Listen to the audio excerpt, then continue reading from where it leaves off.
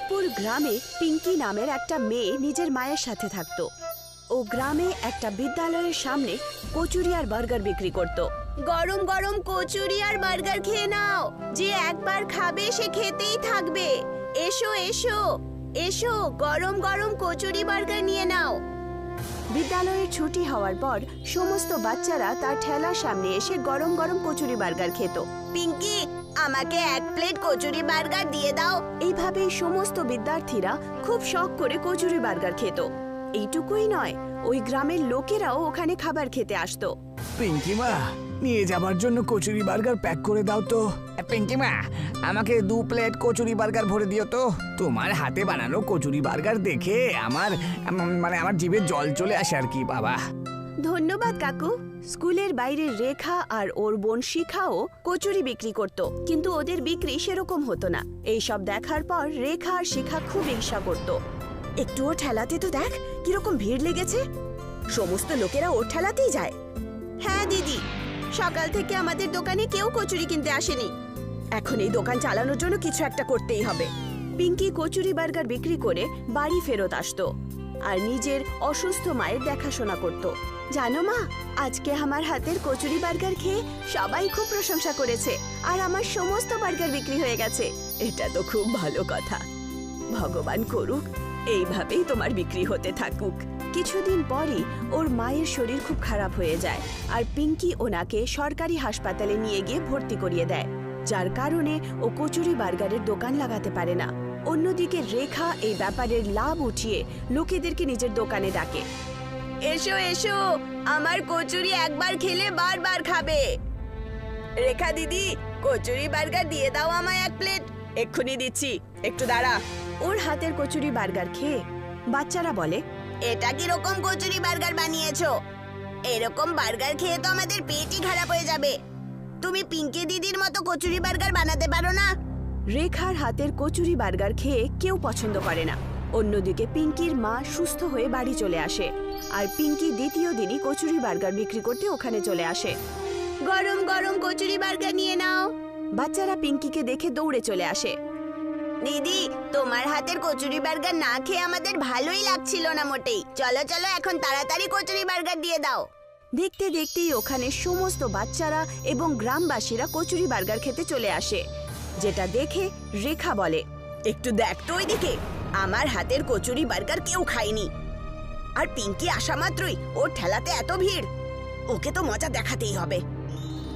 রেখা পিঙ্কিকে মজা দেখানোর পরিকল্পনা করে আর ও সুযোগ বুঝেই পিঙ্কির কচুরিতে ওষুধ মিশিয়ে দেয়, যার কারণে লোকেদের পেটে ব্যথা শুরু হয়। আরে কি, এই পিঙ্কির কচুরি বার্গার খেয়ে তো পেটে ব্যথা হচ্ছে। হ্যাঁ হ্যাঁ, আপনি ঠিক বলেছেন, আমার পেটেও ব্যথা হচ্ছে। এবারে এখান থেকে তাড়িয়ে দিতে হবে। হ্যাঁ হ্যাঁ, তাড়িয়ে দিতে হবে। ওর কচুরি বার্গার খেয়ে যদি আমাদের শরীর খারাপ হয়ে যায় তাহলে। পিঙ্কিকে গ্রামের লোকেরা ওখান থেকে তাড়িয়ে দেয় আর পিঙ্কি কাঁদতে কাঁদতে নিজের ঠেলা নিয়ে ওখান থেকে চলে যায়। এইসব দেখে রেখা খুব খুশি হয়। এখন হলো তো মজা, এখন বিক্রি কর, কচুরি বার্গার বিক্রি কর। পিঙ্কি একটা গাছের নিচে বসে পড়ে আর কাঁদতে শুরু করে। এখন আমি আমার মায়ের চিকিৎসা কি করে করাবো? আমার কচুরি বার্গার বিক্রি হলো না। আমার কচুরি বার্গারে আমি এমন কি দিলাম বাবা? একজন বয়স্ক লোক পিঙ্কির ঠেলাকে দেখে পিঙ্কির দিকে এগিয়ে আসে আর বলে, মা, আমাকে কচুরি বার্গার দাও না, আমার খুব খিদে পেয়েছে। না আঙ্কেল, আমি এই কচুরি বার্গার আপনাকে দিতে পারবো না। এই কচুরি বার্গারে কেউ কিছু একটা মিশিয়েছে। কি করব মা, আমার যে খুব জোরে খিদে পেয়েছে। আমি তোমার এই দোকানটা দেখলাম, তাই তোমার কাছে চলে এলাম। না আঙ্কেল, এই কচুরি বার্গার আপনি খাবেন না। আমার কাছে 50 টাকা আছে, নিয়ে নিন আর অন্য কোথাও গিয়ে অন্য কিছু খেয়ে নিন।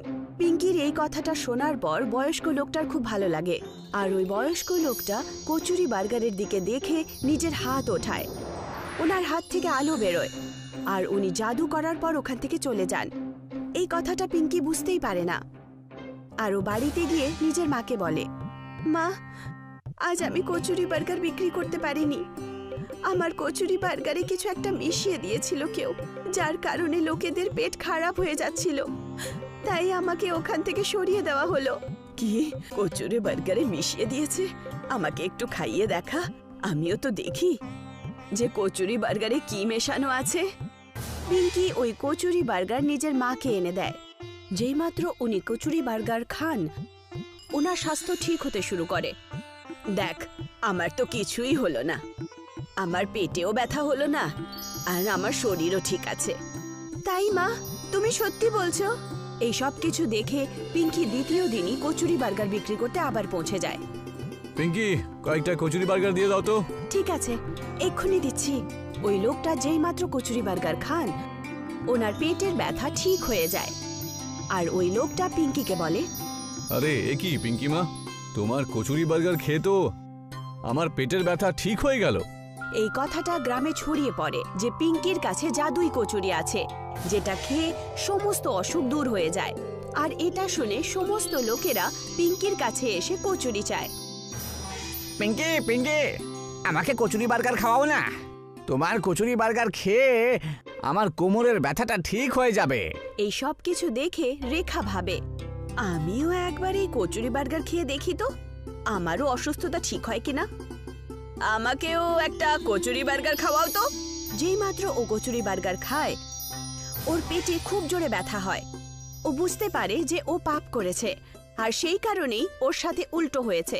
সমস্ত লোকেরা কচুরি বার্গার খেয়ে অসুস্থতা থেকে ছুটি পেয়ে যায়। এই কথাটা পিঙ্কি বুঝতেই পারছিল না। ওই বয়স্ক লোকটা আবার পিঙ্কির কাছে আসে। পিঙ্কি মা, আমাকে 50 টাকার কচুরি বার্গার দিয়ে দাও তো। আরে আঙ্কেল, আপনি তো সেই আঙ্কেলই ওই দিন আমার কচুরি বার্গার খেতে চেয়েছিলেন না? ওই কচুরি বার্গার খারাপ হয়ে যাওয়ার কারণে আমি আপনাকে বারণ করেছিলাম। হ্যাঁ পিঙ্কি, আমি হলাম সেই। এইটুকু বলা মাত্রই ওই বয়স্ক লোকটা একটা পরীতে পরিণত হয়। এটা কি? আপনি পরী হয়ে গেলেন? আপনি কে? হ্যাঁ পিঙ্কি, আমি বয়স্ক নই, আমি একটা পরী। তোমার সততা দেখার পর আমার খুব ভালো লাগলো, আর তাই আমি তোমার কচুরি বার্গারকে একটা জাদুই কচুরি বার্গারে পরিণত করেছিলাম, যার কারণে যেই সৎ লোক ওই কচুরি বার্গার খাবে তার অসুস্থতা দূর হয়ে যাবে। এই কথাটা জানার পর পিঙ্কি খুব খুশি হয় আর ধন্যবাদ জানায়। ও জাদুই কচুরি বার্গার নিয়ে নিজের মাকেও খাওয়ায় আর অন্যদেরও অসুস্থতা ঠিক করে দেয়। দিরা গ্রামে একটি পরিবার থাকতো, আর সেই পরিবারে দুজন ভাই থাকতো আর তাদের বউয়েরা থাকতো। অশোক ছিল বড় ভাই, ও বাড়ির চাষবাস দেখত। অশোক তরমুজের চাষ করত। অজয় ছিল অশোকের ছোট ভাই, ও নিজের দাদার চাষবাসে সাহায্য করত, কিন্তু ও মন দিয়ে কাজ করত না, আর সেই জন্য সবসময় কাজে একটা গন্ডগোল হতেই হতো। অশোক আর অজয় সারাদিন চাষ করে দিন কাটাতো। একদিন অশোকের একটা কাজে এসেছিল, তাই তাকে বাইরে যেতে হয়েছিল। আমি চাষের জিনিস, বীজ এসব আনতে বাইরে যাচ্ছি, তুমি জমির একটু খেয়াল রেখো আর তরমুজের খেয়াল রেখো, আমি কয়েকদিনেই চলে আসবো। আচ্ছা দাদা, তুমি একদম নিশ্চিন্ত হয়ে যেতে পারো, আমি খেয়াল রাখবো সবকিছু। অশোক নিজের কাজে বেরিয়ে পড়ে, কিন্তু অজয় ঠিক করে তরমুজ আর জমির খেয়াল রাখতে পারে না। না সময় মতো জল দিত, না পোকামাকড় থেকে সেগুলোকে বাঁচাতো। দাদা, আমি দেখছি যে তুমি ফসলের ঠিক করে দেখাশোনা করছো না। ওগুলো দেখার জন্য নয়, এইভাবে তো ফসল খারাপ হয়ে যাবে। বৌদি তুমি চিন্তা করো না, জমি ঠিক আছে, জমির কোনো ক্ষতি হয়নি। অজয় এইভাবে ছেলে মানুষই করে ফসল নষ্ট করে ফেলে। একদিন অশোক আসার ঠিক কদিন আগেই যখন অজয় ফসলগুলোকে দেখতে যায়, তখন দেখে ওখানে যত বীজ রেখেছিল আর তরমুজ ফলেছিল সেই সব কিছু নষ্ট হয়ে গেছে। আরে এটা আবার কি হয়ে গেল? আমার সামান্য একটু ছেলে মানুষের ফলে সমস্ত ফসল নষ্ট হয়ে গেছে। এখন আমি দাদাকে কি জবাব দেব? পরের দিন অশোক বাড়ি ফিরে আসে। অশোক এই সব কিছু দেখে খুবই রেগে যায়। আমি তোমাকে বলেছিলাম যে জমির খেয়াল রেখো তুমি, কিন্তু তুমি তাও ছেলে মানুষই করেছো। এবার এই লোকসানের দাম কে দেবে? এবার আমরা কি খাবো বলতো? আর কোথা থেকে রোজগার হবে? দাদা আমায় ক্ষমা করে দাও, আর কখনো এমন করব না। সেই সুযোগ আমি আর তোকে দেবই না। তোমাকে আর আমার সাহায্য করতে হবে না, তুমি যাও নিজের কাজ করো আর রোজগার করো। আমি তোমাকে আর জমি থেকে কোনো সাহায্য করব না। অজয় মন খারাপ করে ওখান থেকে চলে যায়। অজয় অনেক দিন ধরে অন্য কোনো কাজ খোঁজার চেষ্টা করে, কিন্তু কারোর কাছেই কাজ না পাওয়ার ফলে আর নিজের দাদার কাছে যেতে পারবে না জেনে ওর খুবই মন খারাপ হয়ে যায় আর ও বাড়ি ফিরে আসে। আমি অনেক দিন ধরে সব জায়গায় কাজ খুঁজলাম, বুঝলে, কোথাও কাজ পেলাম না। এখন তো সংসারের জিনিসপত্র শেষ হয়ে গেছে, কোত্থেকে আনবো সব। তখনই অজয়ের স্ত্রী একটা বুদ্ধি বের করে। আমার বাবার আলুর চাষ আছে, প্রত্যেকবার অনেকগুলো আলু বেঁচে যায়। ওনার থেকে আলু নিয়ে আমরা ঝালমুড়ি বানিয়ে বিক্রি করতে পারি। আর এমনিতেও আমাদের গ্রামে কোনো ঝালমুড়িওয়ালা নেই। হ্যাঁ, তুমি ঠিকই বলেছ, এটা আমরা করতেই পারি। পরের দিন অজয় নিজের শ্বশুর বাড়ি থেকে যে আলুগুলো বেঁচেছিল সেগুলো নিয়ে আসে আর একটা গাড়িতে ঝালমুড়ি বিক্রি করতে শুরু করে। অজয়ের ব্যবসা ভালোই চলতে শুরু হয়ে যায়। গ্রামের সবাই ওর কাছে ঝালমুড়ি খেতে আসে। এখন আমাদের কাজ ভালোই চলছে, বুঝলে। যদি তুমি আমায় সাহায্য করতে চাও তাহলে তুমি আসতেই পারো, বুঝেছ? হ্যাঁ, কেন নয়। গ্রাহক এত বেশি বেড়ে যায় যে অজয়ের স্ত্রীকেই অজয়কে সাহায্য করতে বাধ্য হতে হয়। কিন্তু কয়েকদিনের মধ্যেই আবার কাস্টমার কম হয়ে যায়। আরে, কয়েকদিন ধরে দেখছি গ্রাহক কম আসছে।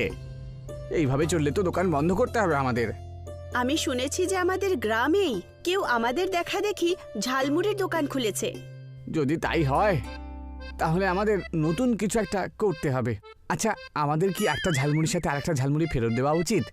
না, এইভাবে তো আমাদের খুব ক্ষতি হয়ে যাবে। তাহলে কি করি বলো তো, যাতে আমাদের ব্যবসাটা আবার চলতে শুরু করে? আমাদের কোনো অন্য উপায় খুঁজতে হবে। অজয় নিজের দাদার জমির পাশ দিয়ে যাচ্ছিল আর দাদাকে দেখে সে কেমন আছে সেটা জানার জন্য তার কাছে গেল। কেমন আছো দাদা? এখন আমি খুব মনোযোগ দিয়ে কাজ করি, বুঝেছো দাদা? তুমি কেমন আছো আর তোমার কাজকর্ম কেমন চলছে? কাজ তো ভালোই চলছে, কিন্তু আমাদের তরমুজ আর বিক্রি হচ্ছে না। যতদিনে অর্ডার আসে ততদিনে তো পড়ে পড়ে তরমুজগুলো নষ্ট হয়ে যায়।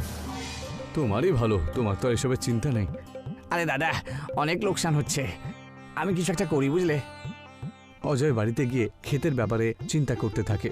আচ্ছা, আমি বরং ওই যে তরমুজগুলো বেঁচে থাকে সেগুলো ঝালমুড়িতে মিশিয়ে বিক্রি করি। দাদার কাছ থেকে কিনে দাদাকেও উপকার করতে পারবো আর এদিকে ঝালমুড়িতে মিশিয়ে আমি নিজের রোজগারও বাড়াতে পারবো। নতুন রকমের ঝালমুড়ি দেখে গ্রামের সবাই আমার কাছে খেতে আসবে আবার। তাহলেই আমার ব্যবসা আবার ভালোভাবে চলতে শুরু হয়ে যাবে। পরের দিন অজয় দোকানের সামনে একটা নতুন বোর্ড লাগায় যে তরমুজের ঝালমুড়ি, আর সেই তরমুজের ঝালমুড়ি বিক্রি করতে শুরু করে দেয়। তারপরে আস্তে আস্তে ওর দোকানের সামনে ভিড় হতে শুরু হয়ে যায়। আর এইভাবেই ও নিজের দাদার কাছ থেকে তরমুজ কিনতে থাকে আর সেই তরমুজ দিয়ে ঝালমুড়িও বানাতে থাকে। কিন্তু অজয়ের স্ত্রী সেই তরমুজের খোসা নিয়ে খুবই সমস্যায় পড়ে যায় আর ও সেই কথা নিজের স্বামী অজয়কে বলে। বাড়ির পেছনে তরমুজের খোসা রাখা আছে, ওগুলো খারাপ হয়ে যাচ্ছে, কি করব ওগুলো দিয়ে? আরে, ওগুলো দিয়ে আবার কিছু হয় নাকি? ওগুলো তো ফেলে দিতে হয় বা জমিতে সার হিসেবে ব্যবহারও করতে পারি। আমি ভাবছিলাম যে এগুলো আমরা ঝালমুড়ির জন্য বাটি হিসেবে তৈরি করতে পারি। এটা তো তুমি দারুণ কথা বলেছো। হ্যাঁ, পরের দিন ওই তরমুজের খোসার মধ্যেই ঝালমুড়ি বিক্রি করতে শুরু করে দেয়। সমস্ত গ্রাহকদের এটা খুবই ভালো লাগে আর এত ভালো একটা চিন্তাধারার জন্য ওকে অনেক পুরস্কার দেওয়া হয়। আর কয়েকদিনের মধ্যেই অজয় তরমুজ ঝালমুড়ি অনেক গ্রামে ছড়িয়ে পড়ে আর অজয়ের দাদার অজয়ের ওপরে গর্ব হয়। আমি জানতাম না যে তোমার এত বুদ্ধি আছে। তোমাকে আমার ওসব কথা বলে আমি ঠিক করিনি, আমাকে ক্ষমা করে দাও। না না দাদা, তুমি ক্ষমা চেও না। তুমি যদি সেদিনকে না বলতে আর আমাকে কাজ থেকে বের না করে দিতে তাহলে আমি এত দূরে পৌঁছতে পারতাম না। আর এই ঘটনার পরে ওরা দুজন একসাথে আবার খুব ভালোভাবে থাকতে শুরু করে আর দাদার কাজে ভাই সাহায্য করতে শুরু করে দেয়। একটা শহরে আমির চাঁদ ফাফড়া বিক্রি করত আর তা সাহায্য করত জয়। আমির চাঁদ জয়কে মাসের শেষে টাকা দিয়ে দিত যাতে তার খরচা চলে যেত। জয়ের মা বাবা ছিল না। একদিন সকালে জয় টেবিল পরিষ্কার করলো। কিছু সময়ের মধ্যেই ওখানে গ্রাহকরা চলে আসে আর সবাই ফাফড়া খেতে শুরু করে। তক্ষুনি আমির চাঁদ আসেন। আরে বাহ, তুমি কিন্তু খুবই কাজের। আমি আসার আগেই সব কাজ করে ফেলেছো। দায়িত্বটা খুব বড় জিনিস কিন্তু। হ্যাঁ, একটা কথা আমি তোমাকে বলতে ভুলে গেছি। কি সেই কথা? আমি এখন ঠেলা গাড়িতে দোকান খুলতে চলেছি। বাসেছি, এটা তো অত্যন্ত আনন্দের কথা। হ্যাঁ, আমার আজকে কিন্তু অনেক কাজ আছে। তুমি ফাফড়া বিক্রি করো, আমি সন্ধেবেলা ঘুরে আসছি। আমির চাঁদ চলে যান। তক্ষুনি ওখানে একজন লোক আসেন যার নাম রাঘব। উনি ফাফড়া নিতে চাইছিলেন। কিন্তু রাঘব দূর থেকে ফাফড়া দেখছিল। তক্ষুনি জয় ওকে জিজ্ঞাসা করে, কি হচ্ছে রাঘব, আজকে ফাফড়া খাবে না নাকি? আমি ফাফড়া খেতে এসেছিলাম, কিন্তু আমি পরে দেখলাম যে আমার কাছে কোনো পয়সা নেই। আরে তুমি খাও, আমি নিজের থেকে পয়সা দিয়ে দেবো। ধন্যবাদ ভাই, আমি তোমাকে পরে পয়সা দিয়েই দেবো। রাঘব ফাফড়া খেয়ে ওখান থেকে চলে যায়। এইভাবেই অনেক লোকেরা এখানে আসে আর জয়ের ফাফড়া খায়। ওরা আমির চাঁদকে একদম পছন্দ করতেন না। বিকেলে আমির চাঁদ ফেরত আসেন। আজকে কত মাল বিক্রি হলো? আজকে অল্প কয়েকটা ফাফড়া বেঁচে গেছে, কোনো ব্যাপার না, এটা কালকে কাজে লেগে যাবে। হ্যাঁ, কিন্তু কি বলো? আমি ভাবছিলাম কি যে আমি কিছু ফাফড়া এই রাস্তার ওপর বসে থাকা লোকেদের দিয়ে দেবো। আরে তুমি পাগল হলে নাকি? আমি শুধু ভাবছিলাম যে মানুষের একটু উপকার হবে। আমি কিচ্ছু জানতে চাই না। শোনো, যদি তুমি আজকের পরে কারুকে বিনা পয়সায় ফাফড়া খাইয়েছো, তাহলে আমি তোমাকে চাকরি থেকে ছাড়িয়ে দেবো। কিন্তু শেঠজি, এখন তুমি যাও, কাল সকালে আবার এসো। জয় চলে যায় আর রোজকার মতো পরের দিন সকালে আবার জয় কাজে চলে আসে আর ও ফাফড়া বিক্রি করা শুরু করে দেয়। কিন্তু তক্ষুনি ওখানে একজন ভিখিরি আসেন। আমার খুব খিদে পেয়েছে, কিছু খাবার থাকলে দিন না। যাও এখান থেকে, এখানে কিছু নেই। আমি কবের থেকে ক্ষুধার্ত আছি, কিচ্ছু খাইনি, কিছু তো দিয়ে দিন আমাকে। একবারে কথা বুঝতে পারো না নাকি? চলো যাও। শেঠজি, আপনি ওকে আমার তরফ থেকে কয়েকটা ফাফড়া খাইয়ে দিন। আচ্ছা ঠিক আছে, তুমি ওকে খাওয়াও আর আমি তোমাকে বাকি পয়সা তোমাকে দিয়ে দেবো। তুমি কাল থেকে এখানে আসবে না। আমির চাঁদ জয়কে কাজ থেকে বার করে দেয়। ভিখারি ফাফড়া খেয়ে নেন আর ভিখারি জয়কে বলেন, তুমি আমার জন্য নিজের চাকরি ছেড়ে দিলে? তুমি এরকমটা কেন করলে? আমার এর জন্য কোনো আফসোস নেই, কিন্তু কারণ খিদের চোটে আপনার প্রাণ অবধি চলে যেতে পারতো। সেই জন্য আমি আমার চাকরিটাকে ছেড়ে দেওয়াটাকে বেশি সহজ মনে করলাম। তুমি এখন কি করবে আমি কিচ্ছু বুঝতে পারছি না। আমার নিজের কাছেই কোনো কাজ নেই এখন। আমি রাস্তায় এসে দাঁড়িয়ে পড়েছি। আমি এখন একজন বেকার। আমার কাছে একটা জাদু ফায়ার ফাফড়া মেশিন আছে। আপনি আমার সাথে কেন মজা করছেন? আমি তোমাকে সত্যি কথাই বলছি, কিন্তু আমি এই জাদু মেশিনটা যাওয়ার জন্য কোনো যোগ্য মানুষকে খোঁজার জন্য বেরিয়েছিলাম। ঠিক আছে, তুমি এখানেই আমার কাছে আসবে, আমি তাড়াতাড়ি জাদুই ফায়ার মেশিন নিয়ে আসছি। ভিখারি ওখান থেকে চলে যান। জয়ও এদিক ওদিক দেখতে শুরু করে। এখন ঠেলাতে আমির চাঁদ নিজেই কাজ করতেন, যার কারণে আমির চাঁদ কাহিল হয়ে পড়েন। আমিও না রেগে গিয়ে কখনো কখনো বেশি কথা বলে ফেলি। এখন একাকেই সবকিছু সামলাতে হচ্ছে। আমি একা লোক, কি করে সবকিছু সামলে নেব? আমি বাজে চিন্তা করে চলেছি। যখন জয় ক্ষুধার্ত থাকবে আর ওর কাছে শোয়ার কোনো জায়গাও থাকবে না, তখন ও আমার কাছে আসবে আর ক্ষমা চাইবে। আমির চাঁদ জয়ের কথা ভাবতে শুরু করেন আর উনি খুব খুশি হলেন। কিন্তু জয় রাস্তায় একা একাই ঘুরে বেড়াচ্ছিল। আস্তে আস্তে সন্ধে হয়ে যায়। জয়ের খুব খিদে পেয়ে যায়। এখন তো অনেকটা খিদেও পাচ্ছে, কিন্তু রাত্রিবেলায় আমি কোথায় যাব? কিন্তু এই রাতে আমি কোথায় যাব? ভিখারিও ফেরত আসলো না। জয়ের কাছে আর কোনো রাস্তা ছিল না। এই স্থিতিতেই রাত হয়ে যায়। আজকে রাস্তাতেই শুতে হবে মনে হচ্ছে। একটু ঠান্ডাও লাগছে আমার বেশ, কিন্তু এখন আমি কি করতে পারি? তক্ষুনি জয়কে খুঁজতে খুঁজতে ভিখিরি এলো। ওর হাতে একটা মেশিন ছিল। ভিখারিকে আবার দেখে জয় একটু খুশি হলো। আমি তোমাকে কত খুঁজেছি, কিন্তু তুমি আমার কাছে এলেই না। আমার মনে হচ্ছিল যে তুমি হয়তো আর আসবে না, সেই জন্য আমি ওখান থেকে চলে এলাম। এটা হলো কি জাদুই ফায়ার ফাফড়া মেশিন। তুমি এখন এটা দিয়ে ফাফড়া বানাতে পারবে। এটাকে চালাতে হয় কিভাবে? এক্ষুনি তোমার বন্ধু রাঘব চলে আসবে। আচ্ছা হ্যাঁ, যে সবার সাহায্য করে ভগবানও তাকে সাহায্য করে থাকে। ততক্ষণে রাঘবও ওখানে চলে আসে। রাঘব একটা ঠেলা নিয়ে আসে, যার উপরে কিছু জিনিসপত্র রাখা ছিল। এসব আবার কি নিয়ে এসছো? তুমি খুবই ভালো ফাফড়া বানিয়ে থাকো, এখন তুমি নিজের দোকান খুলতে পারো। সত্যি কথা বলছো? হ্যাঁ, এই মেশিনটা তোমাকে পুরোপুরি সাহায্য করবে। ভিখারি মেশিনটা চালিয়ে দেখালেন।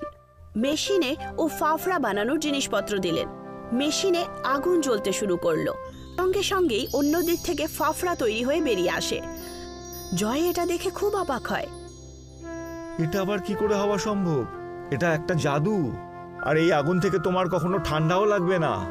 তুমি মন থেকে যতটা চাইবে এ ততটাই ফাফড়া বানিয়ে তোমাকে দেবে। কিন্তু মনে রাখবে যে তোমাকে সব সময় এতটা সৎভাবে থেকেই কাজ করতে হবে। ঠিক আছে, আমি এটার প্রয়োগ সব মানুষের পেট ভরার জন্য করে থাকবো। আমিও তোমার সাথে এখানে কাজ করতে চাই। তোমাকে অনেক স্বাগত জানাই বন্ধু। ঠিক আছে, আমরা কাল থেকে তাহলে এখানে কাজ শুরু করব। আমি এখন যাচ্ছি, তাহলে অন্য কারোর কাছেও আমার সাহায্যের প্রয়োজন হতে পারে। জয় আর রাঘব ভিখারিকে ধন্যবাদ জানান। উনি ওখান থেকে চলে যান। পরের দিন থেকে জয় আর রাঘব ফাফড়া বিক্রি করার কাজ শুরু করে দেয়। শুরুতে কোনো গ্রাহকই আসছিল না। কি আমাদের ফাফড়া বিক্রি হয়ে যাবে? এখনো কেউ আমাদের ব্যাপারে জানেই না, এই জন্যই তারা আসছে না। আমি গিয়ে সবাইকে জানিয়ে আসছি। রাঘব ফাফড়ার প্রচার শুরু করে। সব গরিব আর ধনী লোকেরা জয়ের ঠেলাতে আসতে শুরু করে।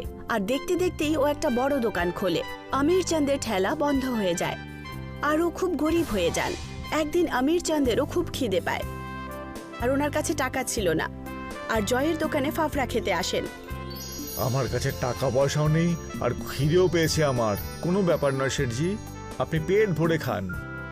আমির চাঁদ জয়কে দেখে অবাক হলেন। হ্যাঁ শেঠজি, এটাই আসল সময়, এবং ঘুরে আসুন।